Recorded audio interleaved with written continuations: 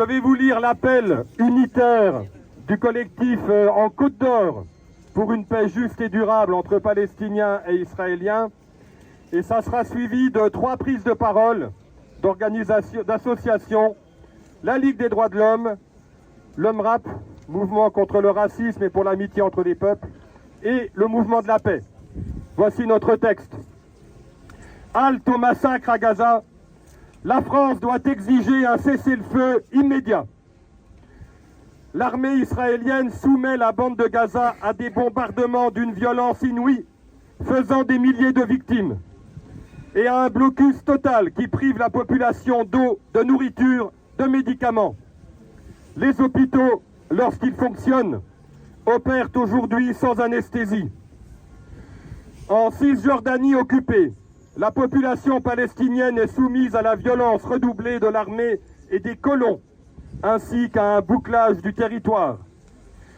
Les crimes de guerre totalement condamnables commis par des commandos du Hamas contre des civils israéliens ne peuvent pour autant justifier qu'Israël commette de semblables crimes envers la population civile de Gaza. La France et l'Europe doivent porter la voix de la paix et soutenir tout ce qui va dans le sens du droit international pour garantir au peuple palestinien comme israélien le même droit à vivre en paix et en sécurité dans le respect des résolutions des Nations Unies. La France doit se joindre à l'ONU pour demander un cessez-le-feu immédiat, la mise en place d'une aide humanitaire urgente à la hauteur des nécessités pour la population de Gaza, la libération des otages enlevés par le Hamas et la libération des prisonniers palestiniens détenus arbitrairement par Israël, la levée du blocus et une protection de toutes les populations prises en étau à Gaza, pour demander à Israël de mettre fin à l'ordre donné par l'armée à la population du nord de Gaza et de la ville de Gaza d'évacuer vers le sud. Cet ordre peut constituer un déplacement forcé de populations civiles, ce qui est en violation du droit international humanitaire. Ce sont les principales exigences immédiates que nous formulons en direction du gouvernement de notre pays, car il y a une urgence vitale. L'urgence est de tout faire pour empêcher une catastrophe humanitaire majeure. La France doit contribuer à rechercher une solution pérenne qui permette au peuple palestinien de recouvrer ses droits légitimes niés depuis trop longtemps. C'est la condition fondamentale pour une paix juste et durable entre Palestiniens et Israéliens. Les libertés d'expression et de manifestation, libertés démocratiques fondamentales, doivent être respectées dans notre pays. Je vous remercie.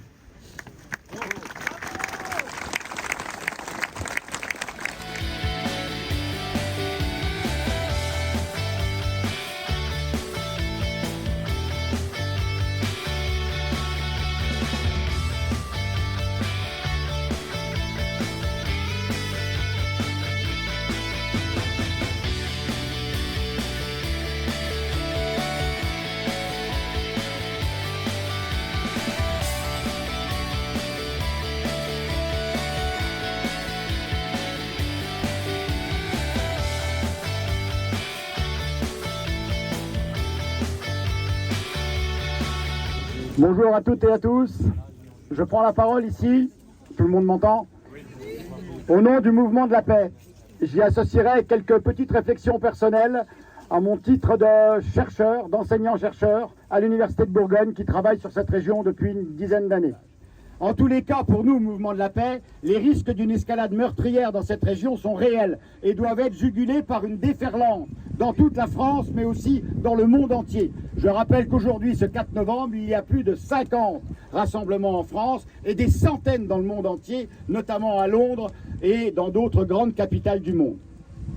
Cette parole que la France doit pouvoir rétablir, cette parole forte, singulière que la France a eue à l'égard du conflit israélo-palestinien dès le général de Gaulle, dès 1967, cette parole à l'égard du monde arabe, cette parole à l'égard du monde, eh bien, un ancien, puisqu'il vient de démissionner, directeur du bureau de New York du Haut Commissariat aux Nations Unies, Greg Mockeber, a résumé cela en 10 points.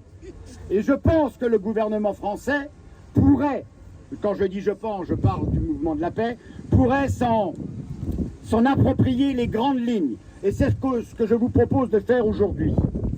Il y a ici 7 actions éventuellement à mener, relativement simples, et qui pourraient, par notre marche de tout à l'heure et par la veillée que l'on fera place de la République, peut-être donner encore plus de force à ce que la France puisse enfin prendre toute sa place dans une véritable politique à l'égard de ce qui se passe, tout simplement dire cessez-le-feu. Première des démarches, demander en effet un cessez-le-feu immédiat à l'Assemblée générale des Nations Unies, assorti d'une aide humanitaire tout aussi immédiate et d'ampleur. Ce n'est pas ici une simple question d'aide ou de trêve humanitaire, c'est un véritable déploiement de force humanitaire pour que le peuple gazaoui cesse de subir les bombardements et meure sous le regard de tout le monde. Première possibilité. Deuxième, demander une force d'interposition. Ça ne me semble pas être très compliqué. Bien évidemment, vous le savez, aux Nations Unies, ça l'est beaucoup plus. Troisième élément, demander la libération des otages civils israéliens et des prisonniers administratifs palestiniens qui sont aussi des otages. Quatrièmement, cesser de recourir au paradigme désormais dépassé des accords d'Oslo et revenir au droit international intégral. Celui-ci est compliqué, mais je rappelle qu'il a été résumé et synthétisé dans une résolution du Conseil de sécurité des Nations Unies, la résolution 2334 de décembre 2016. La seule où les États-Unis ont déposé non pas un veto, mais se sont abstenus, ce qui a permis de valider cette résolution. Elle contient toutes les autres résolutions et elle contient tous les éléments permettant d'en finir avec cette situation. Si ça ne suffit pas, pour y parvenir, certains l'ont déjà dit, il serait de bon ton de suspendre tout accord de coopération avec Israël. La France et l'Union européenne ont les moyens de le faire. Il y a des coopérations qui peuvent être suspendues. On peut également suspendre la vente des armes à Israël. Il me semble qu'en 1967, le général de Gaulle a été le rare président de la République à le demander. Peut-être qu'effectivement, tout le monde n'est pas le général de Gaulle. Pour y parvenir aussi, nous, citoyens, on peut amplifier la campagne BDS, boycott, désinvestissement, sanctions, de sorte que Israël puisse enfin cesser sa politique de colonisation et d'occupation et engager de vraies négociations sous les auspices d'un médiateur qui ne sera pas les États-Unis, mais les Nations Unies. Et je rappelle pour la petite histoire que le BDS est désormais sans entrave en France depuis l'arrêt de la Cour de cassation du 23 octobre dernier.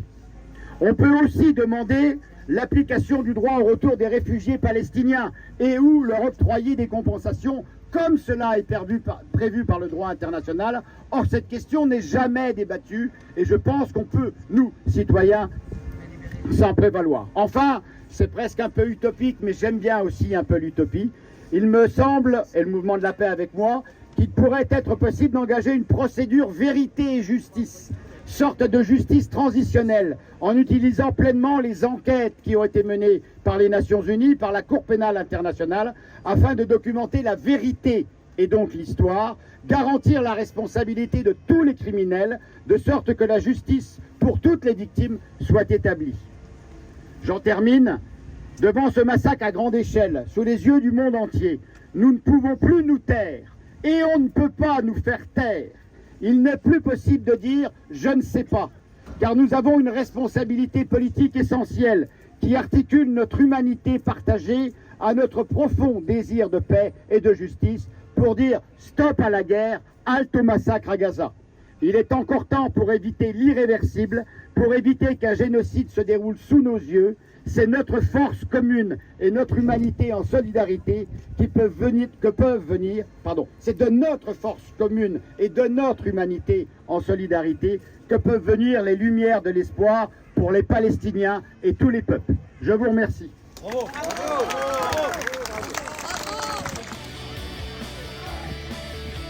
Bravo. Bravo. On voit ça à Gaza.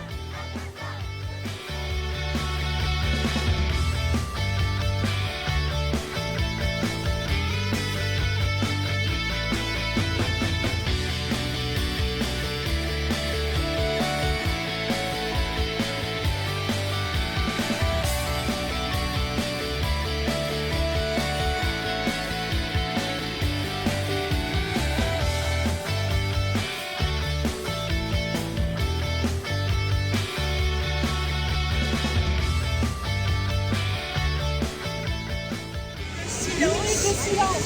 À la suite de quoi